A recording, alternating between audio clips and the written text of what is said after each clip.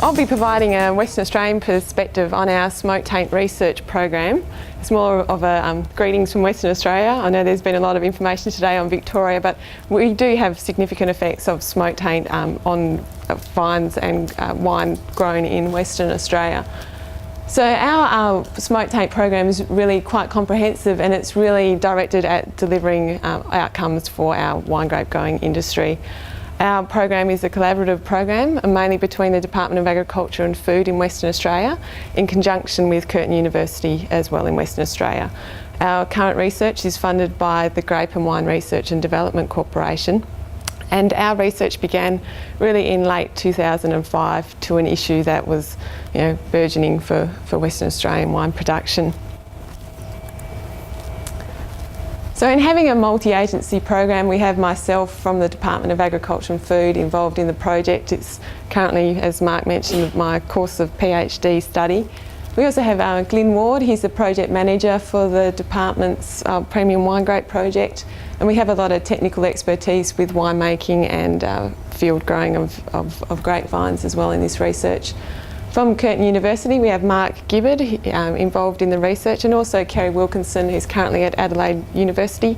She's one of our key supervisors and contributors to the project as well, and Hannah Williams with Sensory Science. We also have major contributions from the Australian Wine Research Institute with their analytical capabilities and expertise in that area. And we have a lot of feedback and interaction with our state wine industry association, as I've seen from you guys here in Victoria, what you do as well. And we have a lot of input from our regional wine industry associations. Our smoke taint program also works closely with our forest management agency, being the Department of Environment and Conservation, who we have representatives here today who will be talking further about their interaction with the program. So smoke taint in Western Australia has really been recorded since the mid-1990s. Some vignerons suggest that it was mentioned before this period, and as Con mentioned before, with the sensitivity in people gaining an estimation of smoke taint in wines, it is increasing of incidence and notability in our wines throughout Western Australia. Smoke taints occurred in the majority of grape growing regions throughout Western Australia.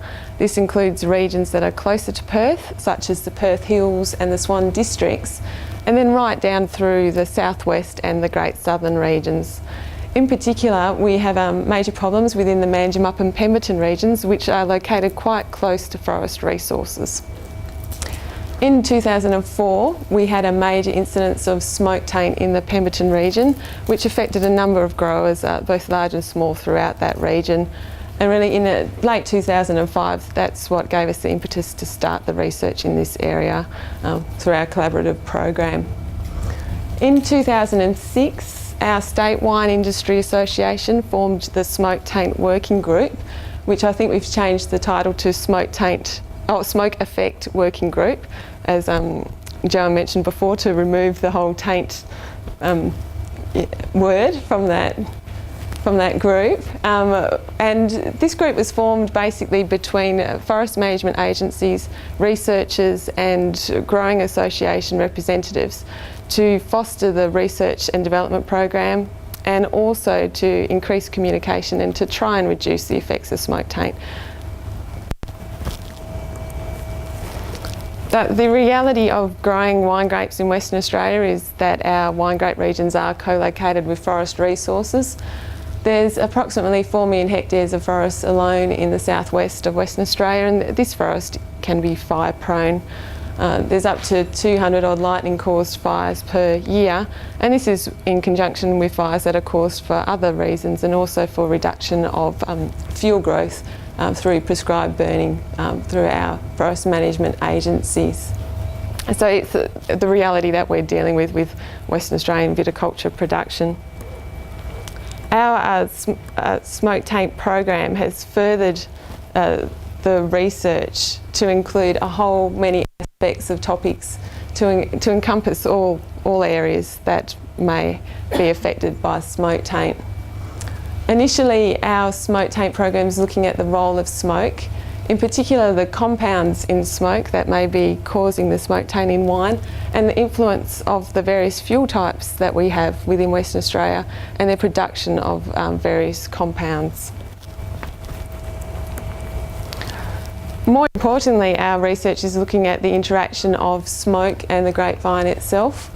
We're looking at the link between smoke exposure and smoke taint in final wines. We're also looking at how the grapevine assimilates and potentially translocates these smoke compounds. The influence of phenology on the uptake of smoke compounds. I think there was a question before about the phenology influence.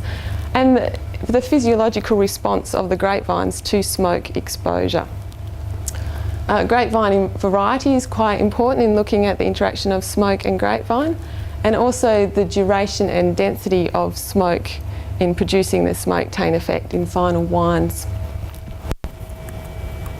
Our program also looks quite closely with the smoke effects on wine as well, smoke effects on the fermentation process, and different sensory characteristics and qualities of these wines, such as aroma descriptors. Some have been mentioned already today.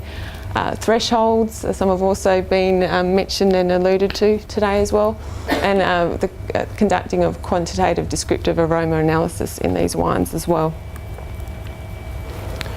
Our program is endeavouring to detect key compounds that are responsible for creating the smoke taint, and leading to a smoke taint specific analysis, which will be something that we'll further on with research. We have another PhD student who's coming into the program, David Kelly, he's here today.